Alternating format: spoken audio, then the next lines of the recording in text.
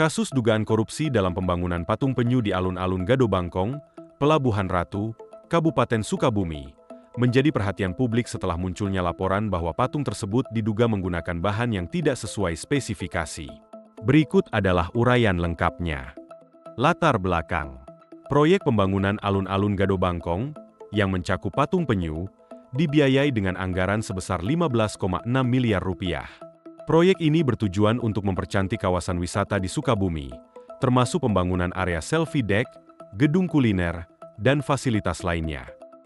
Namun, setelah selesai dibangun, patung tersebut menuai kontroversi karena ditemukan kerusakan pada bagian tempurungnya. Beberapa video viral di media sosial menunjukkan bagian dalam patung terlihat seperti terbuat dari kardus dan rangka kayu, menimbulkan dugaan bahwa proyek ini mengalami penyimpangan anggaran atau korupsi. Fakta-fakta yang terungkap. 1. Material patung dipertanyakan. Video yang viral menunjukkan kerusakan pada bagian luar patung, sehingga bagian dalamnya terlihat.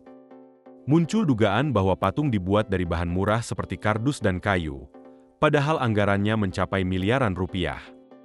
Pihak kontraktor membantah, menjelaskan bahwa patung dibuat dari resin dan fiberglass, sementara kardus dan kayu hanya digunakan sebagai media pembentuk selama proses pembuatan. 2. Dugaan penyimpangan anggaran. Meski proyek ini bernilai 15,6 miliar rupiah, tidak semua anggaran digunakan untuk patung penyu, melainkan untuk keseluruhan pengembangan alun-alun. Banyak masyarakat mempertanyakan apakah nilai proyek ini masuk akal dengan hasil akhir yang didapatkan. Investigasi masih berlangsung untuk memastikan apakah ada markup harga atau pengurangan kualitas bahan yang disengaja. 3. Pemerintah dan audit investigasi.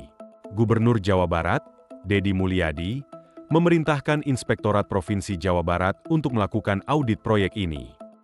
Pihak kepolisian dan kejaksaan juga mulai menelusuri kemungkinan adanya penyelewengan anggaran atau korupsi. Pemerintah daerah berjanji akan mengambil langkah tegas jika terbukti ada pelanggaran hukum dalam proyek ini. Kesimpulan, hingga saat ini, belum ada bukti konkret bahwa proyek patung penyu ini benar-benar mengalami korupsi.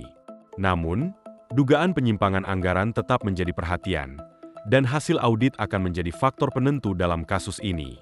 Jika ditemukan adanya indikasi korupsi, pihak yang bertanggung jawab bisa menghadapi tuntutan hukum. Kasus ini menjadi pengingat bagi masyarakat bahwa pengawasan terhadap proyek-proyek pemerintah harus ditingkatkan, agar dana publik benar-benar digunakan sesuai peruntukannya.